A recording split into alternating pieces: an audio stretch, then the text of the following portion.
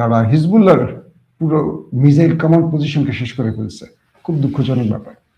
এখন আমরা আশা করব যে কোনোভাবেই হোক এই যুদ্ধটা বন্ধ হোক। আমরা যুদ্ধ চাই না, আমরা শান্তির পক্ষে। এবং আমেরিকা তার বোধের জায়গা তৈরি করুক। আমেরিকার পুরো সিস্টেম যুদ্ধের বিরুদ্ধে দাঁড়িয়ে গেছে, কিন্তু আমেরিকার মধ্যে ইহুদি ডিপি স্টেট আমেরিকার ডোনাল্ড ট্রাম্পকে আবার যুদ্ধে নামাতে চাইছে। আমরা দেখি শেষ পর্যন্ত যুদ্ধটা আর সামনে যায় নাকি বন্ধ হয়। মাসুম ভাই, বিএনপির সঙ্গে আপনার সম্পর্ক বর্তমান তলানিতে গেছে নাকি? সম্পর্ক আমার আসলে তলানিতে আর ঊর্ধ্বগতির বলে কোনো বিষয় না।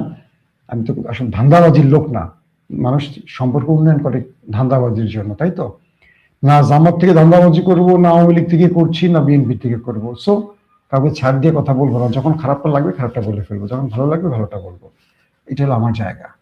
আপনারা কখনো শুনবেন না যে মাসুম ভাই রাষ্ট্রীয় কোনো বড় মাধ্যমে গিয়ে কোনো জায়গায় বসছে দলের চামচামি করার জন্য। সো কেন আপোষ করব? আপোষ করবো না বলেই তো দলের পরিচয় কোথাও বসছি না। যখন বসবো তখন নিজেকে বিক্রি করে ফেলবো, এই ভয়। দোয়া করবেন আমার জন্য। প্রত্যেকে ভালো থাকবেন। আল্লাহ হাফিজ। ওপেন দাইস মানে সত্যকে সত্য বলা, মিথ্যেকে মিথ্যে বলা। আমরা শোনা কথা নয়, চোখে যা দেখি তাই বলি।